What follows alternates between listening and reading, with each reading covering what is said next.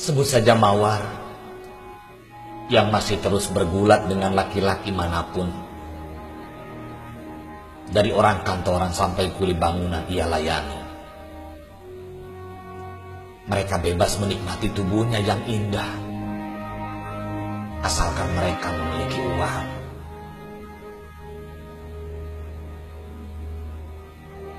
Saat itu, seluruh warga kampung tersebut sudah muak dengan tingkah laku Mawar. Ya, Mawar Lia Amelia sang pelacur. Ia hanya dianggap sebagai biang kesialan di kampung. Tidak ada saudara yang bisa membujuk Mawar untuk kembali ke jalan yang benar, karena Mawar tidak pernah mau menggubrisnya. Sebenarnya Mawar adalah anak yang baik. Hanya karena disakiti pacarnya yang menjadikan ia nekat dan terjun dalam lembah yang hitam.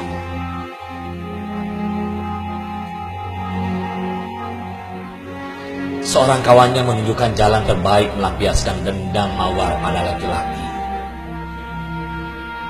pada keadaan yang kejam terhadapnya.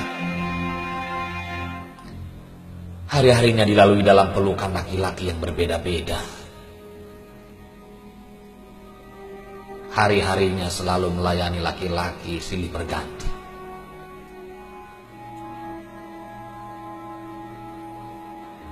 Bertahun-tahun sudah waktu berlalu. Mawar terjangkit penyakit kronis. Tidak seorang pun kawan, saudara, atau sekedar tetangga desa yang peduli padanya, apalagi menengok melihat sakitnya. Bahkan saat meninggal pun dianggap biasa saja. Layaknya kematian binatang, Mawar tidak dikuburkan dengan layak. Orang kampungnya memang termasuk kolot.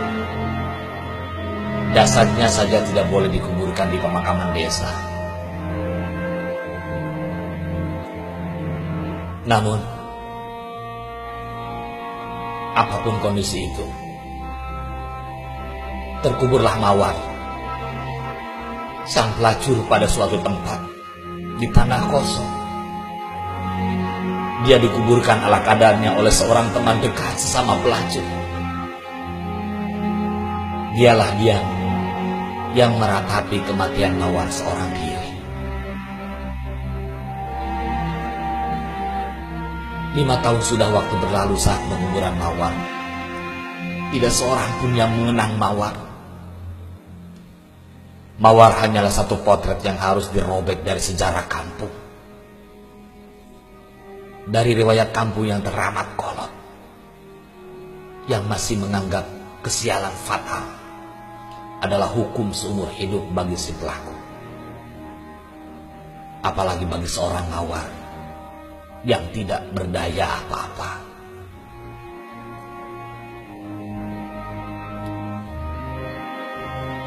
5 bulan yang lalu kampung tersebut geger.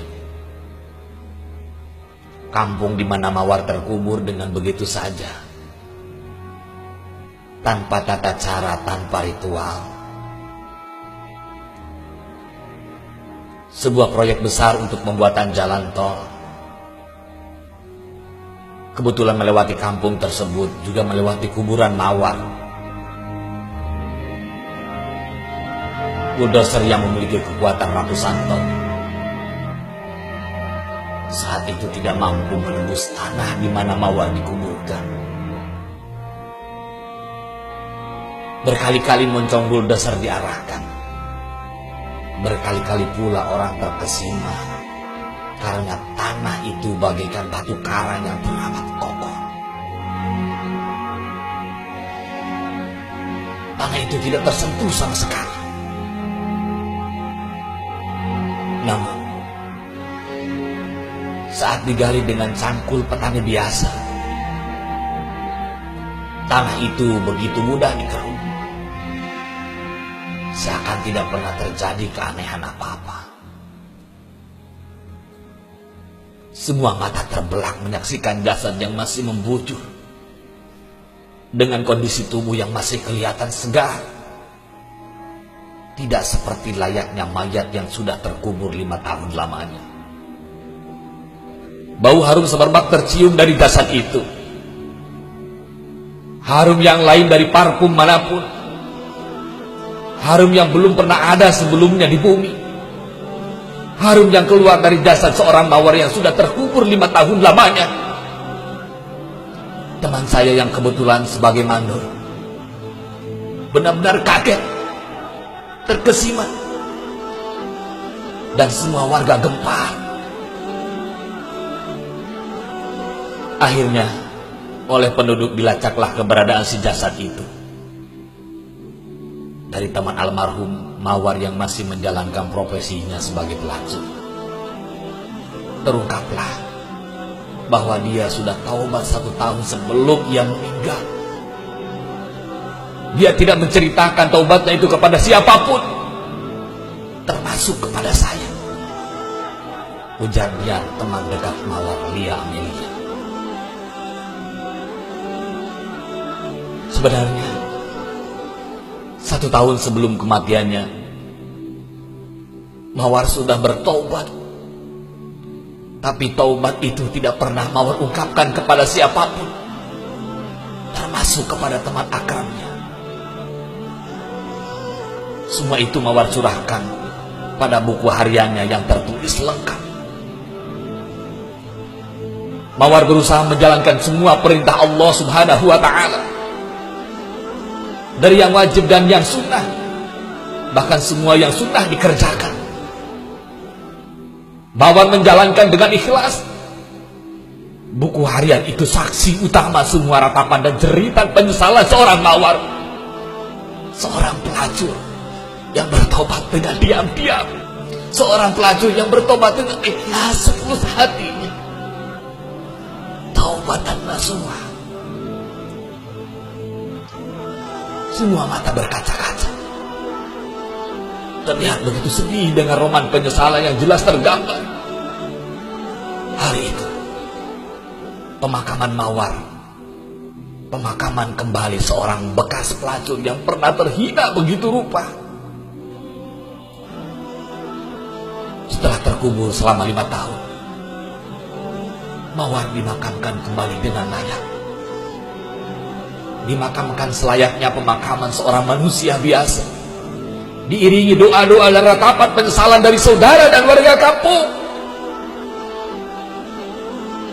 Saudara, sahabat, jangan merasa diri lebih baik dari orang lain dan lebih paham dari yang lain, padahal kekurangan kita teramat banyak. Maksiat-maksiat kecil bahkan yang besar masih dilakoni. Ilmu yang telah kita pelajari pun sedikit yang diamalkan. Prinsip yang harus dipegang adalah jangan selalu merasa diri sudah baik, namun berusaha terus untuk memperbaiki diri menjadi lebih baik, menjadi manusia yang benar-benar sadar akan semua dosa-dosa.